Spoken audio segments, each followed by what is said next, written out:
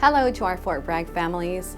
My name is Darla Masters. I'm a physician assistant with the Epidemiology and Disease Control Clinic, Department of Public Health here on Fort Bragg.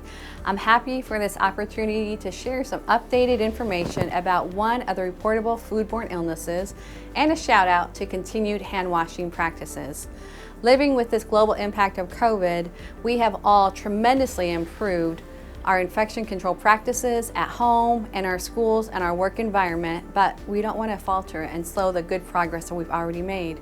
I'm excited to talk about this common foodborne illness as it may lurk in our backyards, as well as be present with food preparation and cooking. What is it, do you think? You may have guessed it, it's Salmonella.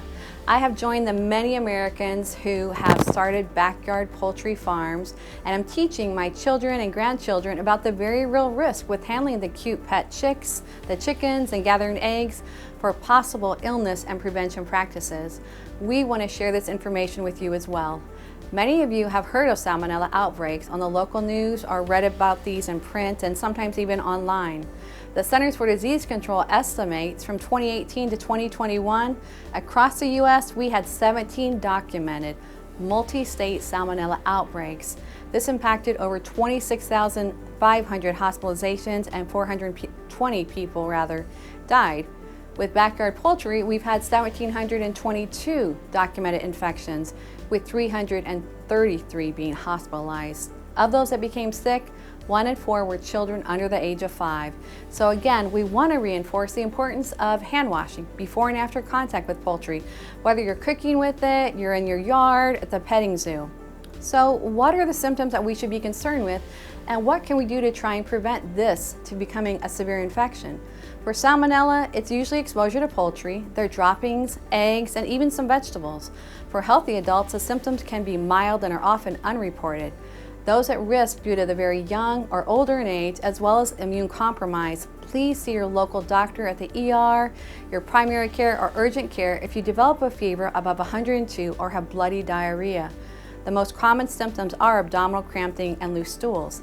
Now, the onset of symptoms can be as early as 6 hours to 6 days after contact. So our hand washing, our food prep awareness can prevent Salmonella illness. One other thing that we do at home is we have chicken shoes. So when we're out in the coop and the run area, we make sure we change those old shoes out and don't bring them into the house, because the droppings can come indoors in that way as well. Now, some basic preparation recommendations from the Food Safety and Inspection Service are 3 C's and 1 S. Clean your hands. The work surface, utensils before and after use. Cook your meats to a safe minimum temperature, and don't use color as an indication of safety. Salmonella has no color or odor change at all to the meat. Make sure when you cook your eggs, 160 degrees is recommended. You don't want the white protein to be runny. We want to chill our foods appropriately. Typically the refrigerator should be at 40 degrees or lower, and our freezers at 0 degrees. And then the S, separate your raw meats, your eggs, and your vegetables from one another.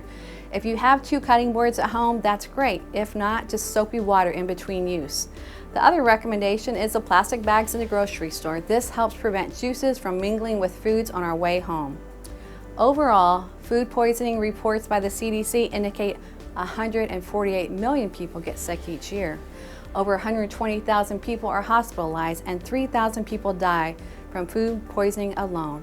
Let's do our part. Remain vigilant with frequent hand washing and awareness. In the EDC and Department of Public Health, we want to prevent, promote, and protect our public.